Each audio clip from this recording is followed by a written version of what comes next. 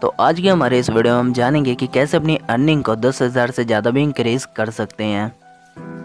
पैसा जहाँ हम सबकी एक ज़रूरत है, वहीं दूसरी ओर इसको बनाए रखना भी एक ज़रूरी काम बन जाता है। तो आज के वीडियो में हम जानेंगे कि कैसे हम पैसे का इस्तेमाल करें ताकि वह हमें ज़्यादा प्रॉफिट दे सके और इसे लंबे समय तक हम बनाए रखें। तो बिना देरी के वीडियो को शुरू करते हैं।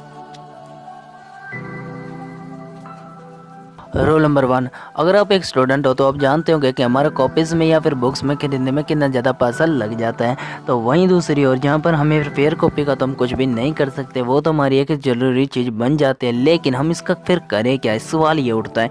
तो इसका एक सिंपल सा सोल्यूशन है। जो हमारे रफ वर्क्स कॉपीज़ होते हैं जिन पर हम घर पर प्रैक्टिस करते हैं अपने टेस्ट की, उस पर हम पेंसिल से राइट कर देख सकते हैं। इससे होगा ये कि आपकी राइटिंग तो अच्छी होगी, लेकिन आप उस पेंसिल से लिखी हुई चीज़ को बार बार रेज भी कर सकते हो और उसका बार बार यूज़ भी कर सकते हो, और जिससे आपके पैसे बचने में भी मदद होगी।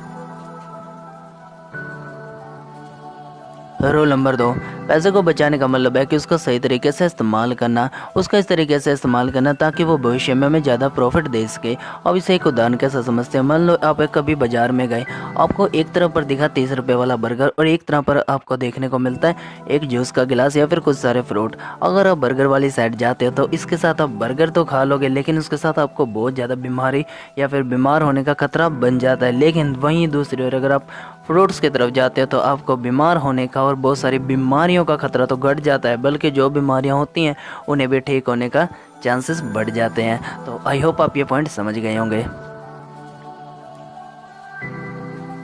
रोल नंबर 3, मान लो मैं एक क्रिकेटर बनना चाहता हूँ, लेकिन मेरे पास पैसों की बहुत ज़्यादा कमी है। लेकिन अगर मैं मेहनत करूँ और कुछ पैसे इकट्ठे करूँ और फिर उससे या तो मैं क्रिकेट की किट या फिर किसी एकेडमी में ज्वाइन करूँ, तो वो पैसे मेरे कभी भी ख़राब नहीं जाएंगे। अगर मैं क्रिकेटर ना भी बन पाऊँ फिर भी मैं बहुत सारी ऐसी चीज़ें सीख जाऊँगा जिससे कि मैं दूसरों का भला कर सकता हूँ। वहीं दूसरी ओर इन पैसों को मैं ये नहीं कहूँगा कि ये पैसे मेरे वेस्ट में गए हैं, क्योंकि मुझे कुछ चीज़ सीखने को मिली है। वो मैं उस चीज़ में सक्सेस नहीं गेन कर पाया, वो मेरी गलती है या फिर कुछ मेरी मिस्टेक है।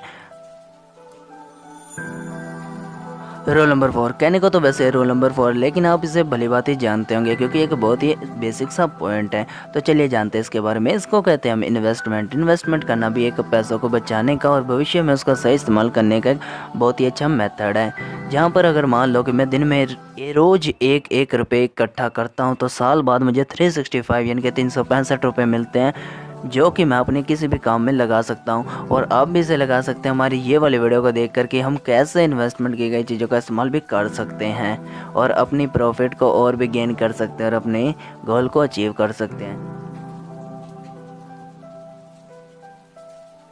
रूल नंबर 5, जिस तरीके से हमारे डेली लाइफ में बहुत ज़्यादा रूलों का इस्तेमाल होता है, वैसे ही पैसों में भी बहुत ज़्यादा रूल का इस्तेमाल किया जाता है। जैसे कि पैसा ही पैसे को कमाता है। पैसे का यूज़ करने से पहले उसे कमाना सीखना पड़ता है।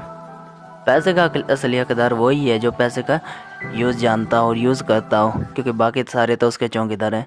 पैसे को हमें भी किसी भी देखा देखी में जाकर वेस्ट नहीं करना चाहिए। जैसे कि अगर वो चीज़ उसके पास है तो यार ये चीज़ मेरे पास भी होनी ही चाहिए। ऐसे में आकर कभी पैसे को वेस्ट नहीं करना चाहिए। अपनी ज़रूरतों को समझो फिर उसका इस्तेमाल करना, देखना हमेशा तुम्हें प्रॉफिट की ओर ले जाएगा। आप चाहे एक यूट्यूबर हो या फिर एक कोई बिजनेसमैन, मनी हर एक के लिए इम्पोर्टेंट है।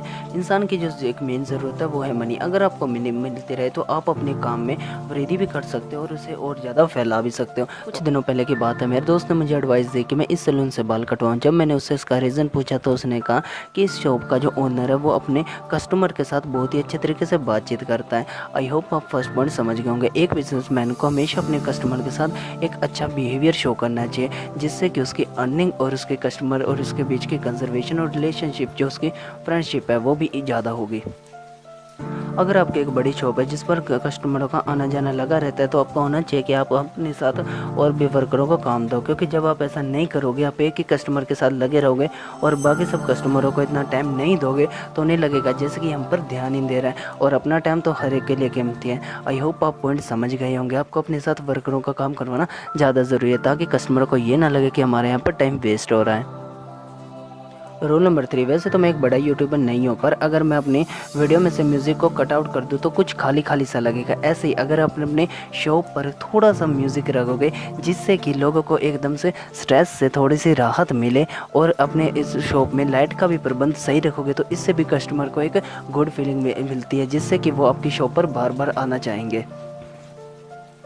रूल नंबर 4, बिजनेस एक ऐसी चीज़ है जिसमें हमेशा आपको फ़ायदा होगा नहीं, कभी कभी आपको नुकसान का सामना भी करना पड़ेगा। ऐसे में आपको ये नहीं करना है कि आप अपने कस्टमर के साथ एक विरोध की भावना रखो या फिर अपना गुस्सा उन पर उतारो, बल्कि आपको कोशिश करते रहना चाहिए कि आपके और उनके बीच में एक बॉन्डिंग बनी रहे और आप उस नुकसान को भी धीरे धीरे प्रॉफिट में बनाना शुरू कर दीजिए।